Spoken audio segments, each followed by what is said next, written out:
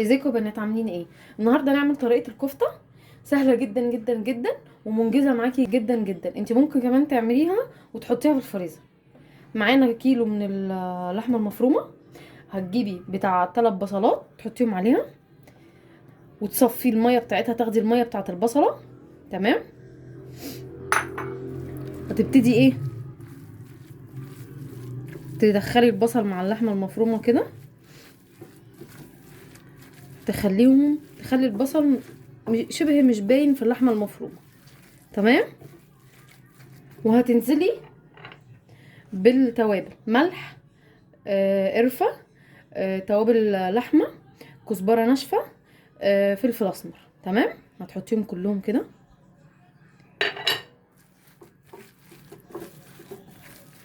طبعا ايه، احنا اللي هناكل يا بنات، فما فيش حد هيقرف ان انا بقلب بايدي. انتي بقى عايزة تعملي اكتر مقدار اكتر، تمام. انا عشان احنا نفرين فهعمل على قدنا.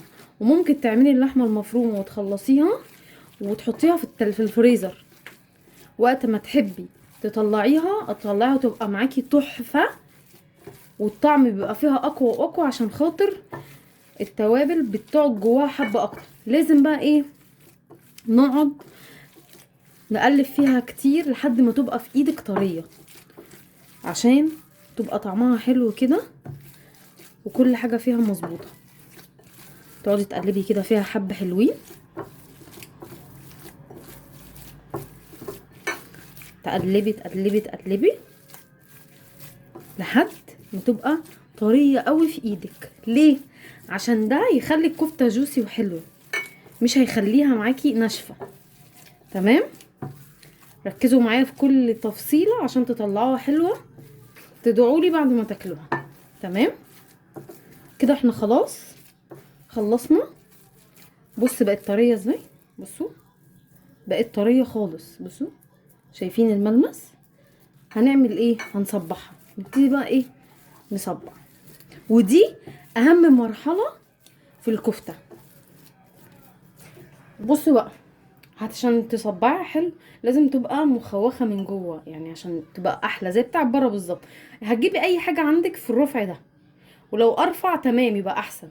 هتجيبي حاجه رفيعه زي دي اللي عندي متاحه. هتجيبي حته كده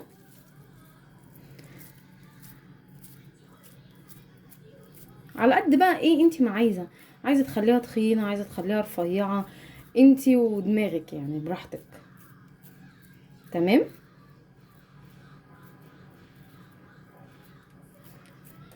تجيبي بقى ميه البصل اللي احنا خدناها من البصل اللي حطيناه على الكفته، وتبتدي تعملي كده، تعملي كده. والله هتاكلوا الطريقه دي، طريقه الكفته دي هتعجبكم جدا جدا جدا. هنعملها كده هنعمل بقى ايه، كلها كده بميه البصل.